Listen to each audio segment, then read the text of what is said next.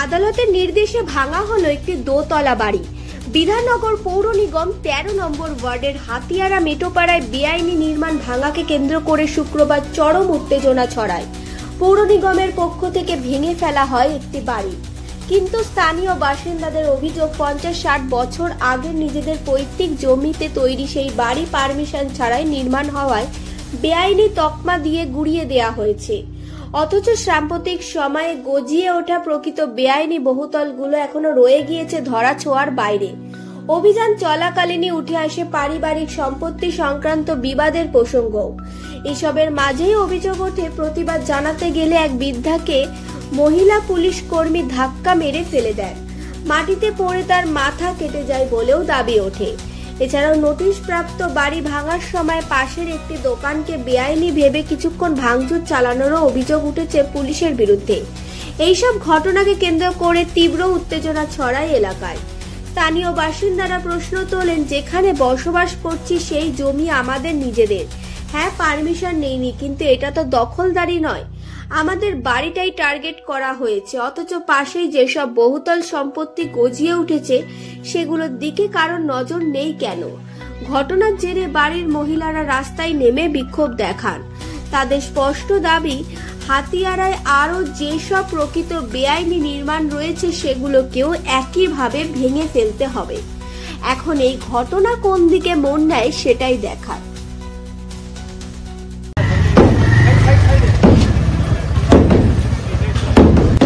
কি হয়েছে? কি হয়েছে?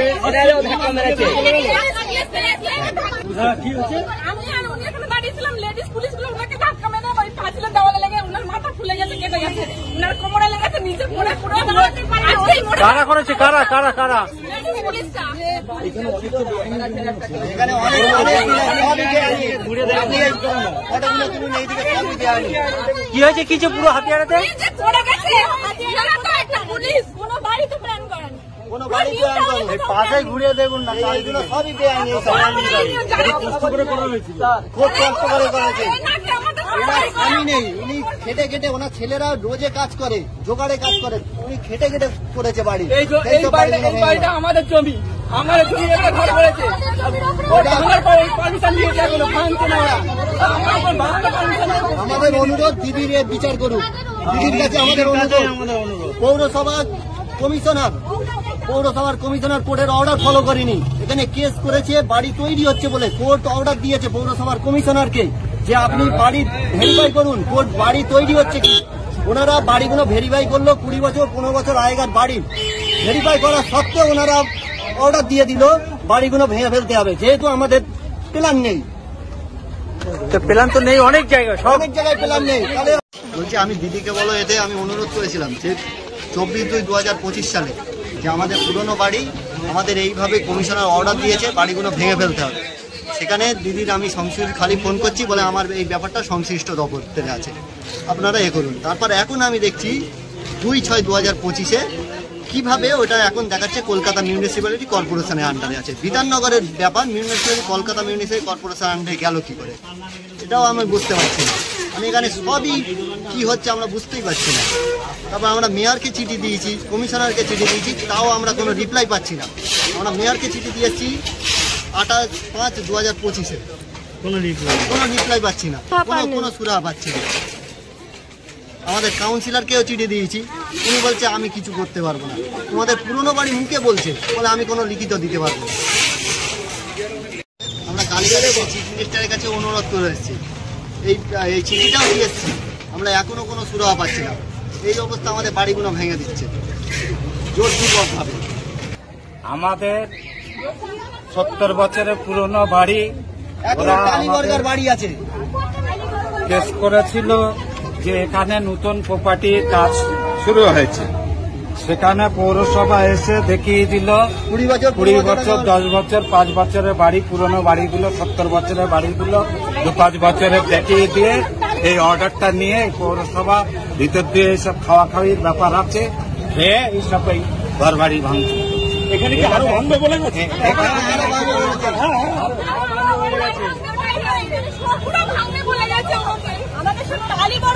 আমাদের আইগা ব্রিটিশ আমলের বাড়ি, 4 বাড়ি। পুলিশ ধরে নিয়ে চলে যাচ্ছিল। আমার কেন কেন আমার ফেলে দিয়েছে, নাম নেই, ওনারা যেই বাধা দিতে গেছে ওনাদেরকে ধরে নিয়ে চলে যাচ্ছে। এই দোকানটা এটা আলাদা, এর কোনো নোটিশ দেয়নি, যেটা ভাঙবে এটা আলাদাই ছিল। এটা জোর জবরদস্ত ভেঙেছে, আমরা সবাই দাঁড়িয়েছিলাম, দাঁড়িয়ে থাকা সত্ত্বেও আমার ওই শাশুড়িকে ফেলে দিয়ে এটা সামান্য একটা ছোট ঘর ভেঙেছে, কিন্তু হাতিয়ারাতে এরকম ইলিগাল কনস্ট্রাকশন সব জায়গায় আছে, কি বলবেন আপনারা? অনেক আছে তো, কিন্তু সেগুলো তো দেখে না স্যার। শুনুন, আমাদের কি ওই যে আছে বিল্ডিংটা, ওটা আমাদের জমির উপর ওরা বিল্ডিং করেছে, সেই জন্য আমাদের কেস হচ্ছে। এবার ওদের ভাঙার অর্ডার হচ্ছে 3 বা 4 বার। এবার ওরা কি করলো, যেহেতু আমাদের বেআইনি নির্মাণ, আমাদের বেআইনি নির্মাণ হবে না কেন? আমাদের তো সেই শ্বশুর দাদা শ্বশুরের আমলের ঘর বাড়ি, কিভাবে ঘর বাড়িটা পঞ্চায়েতের আমলের ঘর, অনেক আগে 100 বছর পুরনো। এবার কিভাবে একে বিল্ডিং প্ল্যান করবে বলুন তো? বিল্ডিং প্ল্যান সম্ভব? এবার উপরে আমাদের হাজবেন্ডরা উপরগুলো সব নেকন করেছে, নূতন করেছে, কিন্তু নিচে গিয়ে দেখুন সব টালি বড়গা, আপনারা দেখতেই পাবেন, চলুন গিয়ে দেখবেন।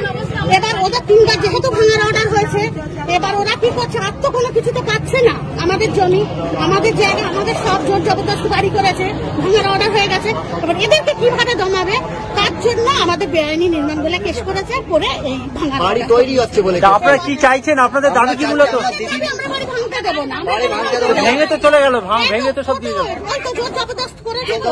এবার যে আমাদের যে ভালো দোকানটা ভাঙলো, তার জানা আমরা পৌরসভার কাছে চাই। ঠিক আছে, আমাদের এই দোকানটা আমরা দিদির কাছে বিচার চাই, সরকারের কাছে বিচার চাই। তাদেরটা না করে বেআইনিভাবে আমাদেরটা কেন ভেঙে নিয়ে যাচ্ছে? এরকম তো বেআইনি নির্মাণ হাতিয়ারা ভর্তি, কি বলবেন? কি দাবি থাকবে তাহলে তোমাদের? আমাদের দাবি আছে সরকার যেন ঠিকঠাক বিচার করে এইভাবে অসহায় মানুষদের, এই বৃদ্ধ মানুষদের যেন অসহায়ভাবে না ভাঙে, রাস্তায় তুলে দেয়, আমাদের ঘর বাড়ি যেন না ভাঙা হয়। আমরা চাই স্বামী বিবেকানন্দ ক্লাব থেকে মেটোপাড়া পর্যন্ত যত বেআইনি নির্মাণ আছে সব ভাঙতে হবে। আমাদের বেআইনি নির্মাণ আমাদের ভেঙে দিন, সবার ভাঙতে হবে। পুরোনো বাড়ি, সেই বাড়ি ভাঙতে আসছে। কাউন্সিলর কি বলছে? কাউন্সিলরের কোনো পাত্তাই নেই, এখনো তো দেখতে পাচ্ছেন না। পুরোনো বাড়ি কিন্তু কাউন্সিলর কি বলছে? মুখে বলছে পুরোনো বাড়ি, কিন্তু লিখে দিচ্ছে না। তোমাদের কাউন্সিলর কে? আমাদের কাছে সিরাজুল হক 13 নম্বর ওয়ার্ড। 13 নম্বর বাড়ি না, আসেনি। হ্যাঁ, ভেঙে দিয়ে চলে গেল। আচমকা ভেঙে দিয়ে কেন ভাঙলো? আমি তো বাড়িতে নেই, ভাঙা হলো কেন? দিদি সবার ঘর দিচ্ছে, বাসস্থান দিচ্ছে, আর দিদি আমাদের কি ঘর ভেঙে দিতে বলছে? হ্যাঁ, দিদি আমাদের ঘর ভেঙে দিতে বলেছে। আপনাদের কি নোটিশ দিয়েছিল? না, আমার নোটিশ কোনো দেয়নি। আমার আমরা যখন মহিতে গিয়েছিলাম, নামাজ পড়তে গিয়েছিলাম, তখন ওরা এসে ভাঙা শুরু করে। বাইরে বাড়িতে মহিলারা আছে, মহিলারা বাধা দিতে গেছে, মহিলাদের বাধা ধাক্কা মেরে ফেলে দিয়েছে।